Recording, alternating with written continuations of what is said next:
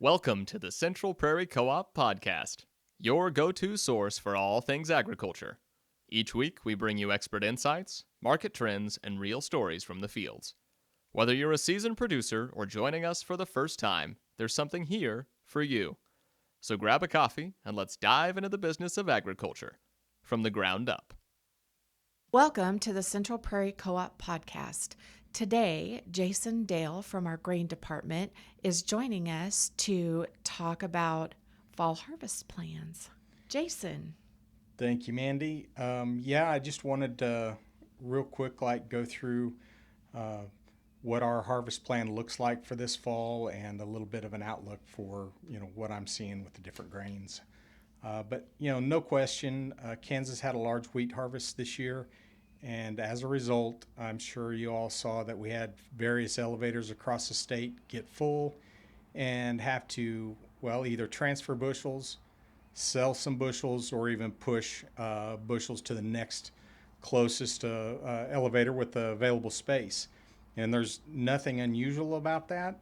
It's just in the last few years, we really haven't here at Central Prairie had to face that with the drought and stuff. But fortunately, this year we've had some good crops. It's a good problem to have. All that means is better yields, but it does present some logistical issues. And as we move into the fall harvest, Central Prairie's, we've made some sales and we continue to move grain to the market in order to handle what looks to be a better fall harvest than we've seen in a while. With these plans that we have in place, all of our locations, and I want to emphasize that, all of our locations will be open and ready for business as usual. Even though we did have some facilities get full of wheat harvest, they will be open for fall harvest. One of these plans is a ground pile over at Frederick that you may have heard about, where we will take roughly 1 million bushels of milo, and that will relieve some pressure from the surrounding locations.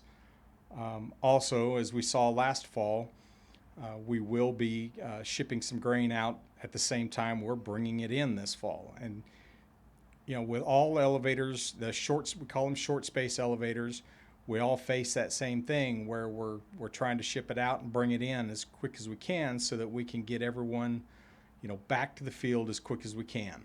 I guess all we ask is for a little bit of patience and understanding as we work hard to get you guys back to the field. I was asked at a recent meeting, were we going to be able to handle the fall crop, and if we had a plan in place. And obviously we do have a plan. I'm continually looking ahead to the next harvest, which actually I told him I'm looking ahead at next wheat harvest to make sure that this wheat harvest was handled right and that our fall crops are positioned and handled correctly so that, again, we're ready for next wheat harvest. But that being said, just a real quick markets at a glance. Milo continues to be a domestic challenge with the absence of China in the export market. We continue to see that Milo basis slip. The problem with Milo is the market is carrying a lot of old crop Milo into new crop, and there appears to be obviously a large crop coming at us. This spells weaker prices and weaker margins. That is one reason for the ground pile. Because what is a good thing for us is we're able to hang on to some of this wheat that actually does have margin potential, whereas the Milo is, I'll call it margin challenged. Corn, it's seen its fair share of the export market, and this has definitely helped to keep basis at least bearable.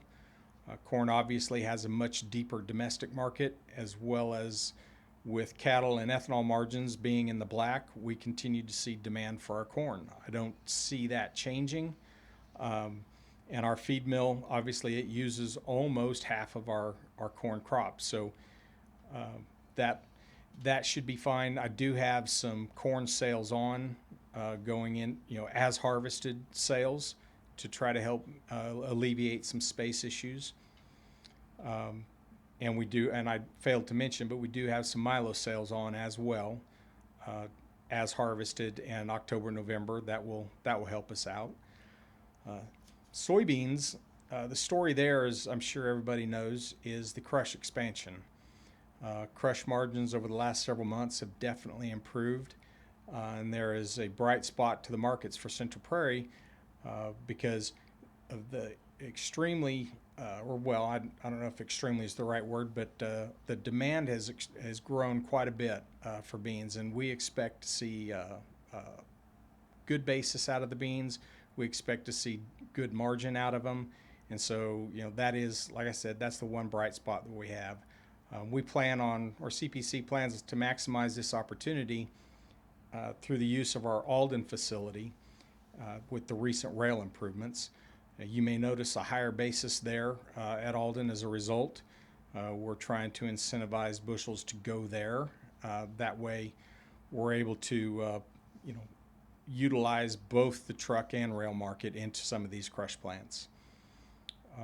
Wheat, though the quality of this year's crop is not what it has been in the past, the carry in the wheat futures is helping us with margins, provided we have the space to take advantage of it. And so all back to our plan on how we're handling each one of the harvests is we study our space scenarios extensively and try to get crops where they need to be closer to the market, and that allows CPC to hopefully be profitable, but obviously that's the goal.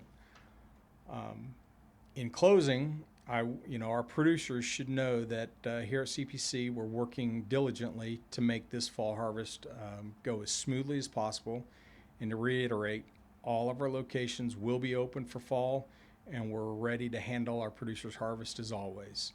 Thank you. Thanks, Jason. Appreciate it.